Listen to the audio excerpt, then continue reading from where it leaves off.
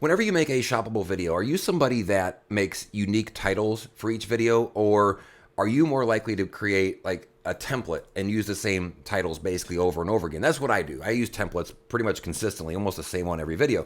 And we had a really good conversation in the Facebook group this week, and there were more people than I thought that said they preferred making unique titles for every piece of content. And I thought that was a really good opportunity to make this video and just explain why it is that I do the templates and why my titles are pretty much the exact same every single time. I'm not trying to change anybody's mind. If the thing that you're doing is working for you, then keep doing that thing. But maybe just give you something else to think about in regards to maybe if there's a more efficient or better way to do some stuff. And if not, then, well, phooey on me. So if you don't know, my name is Rob. I've been in the influencer program for a couple years, and I'm just here sharing my tips, tricks, and advice.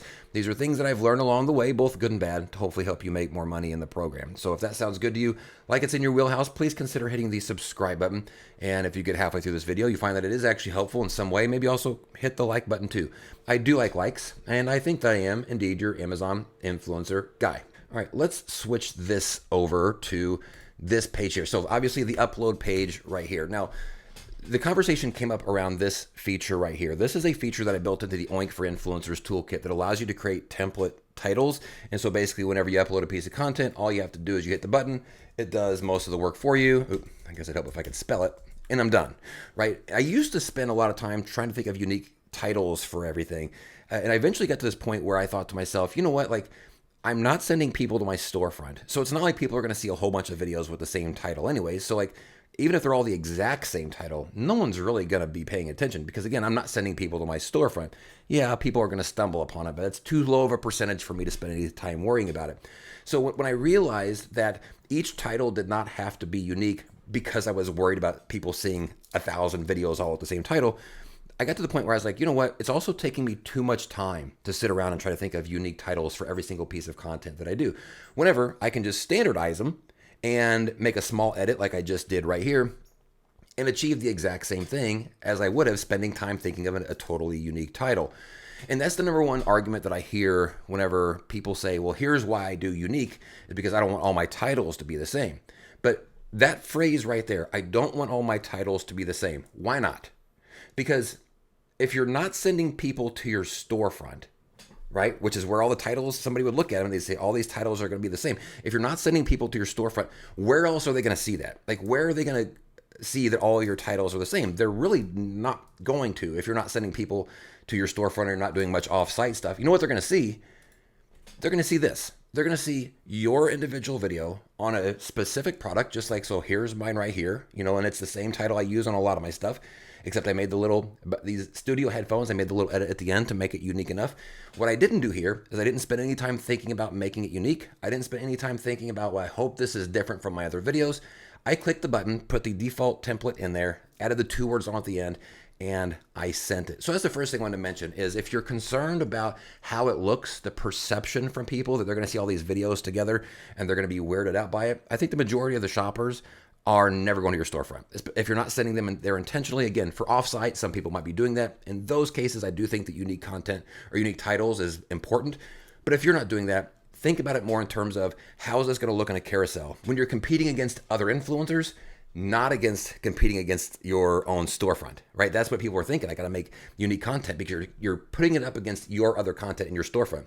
But if you're not sending people to your storefront, then really the only competition you should be concerned about is the competition that's within the carousels that you're placing these products on. Hopefully you're in the carousels anyways. So that's the first thing. Another thing that I saw somebody say in our Facebook group about this was that they liked having unique content because it allowed them to find the videos easier in case they needed to edit them for some particular reason. But if you're on your storefront, you can type in a brand name and it'll pull up those specific videos. Or like even in this particular case right here, I know it's studio headphones. So even though I have templated 95% of my title that I didn't have to think about, I didn't have to type, I can still type headphones and it's going to pull this exact same video up, right? So just that little bit of editing or uniqueness to a generally templated title still allows you to find that stuff really easy. So those are the two things that I think why for me, I am not concerned about doing templated title. Now, here's the other part.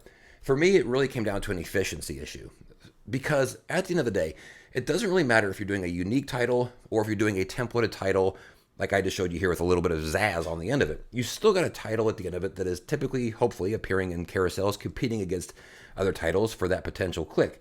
you still have what you need at the end.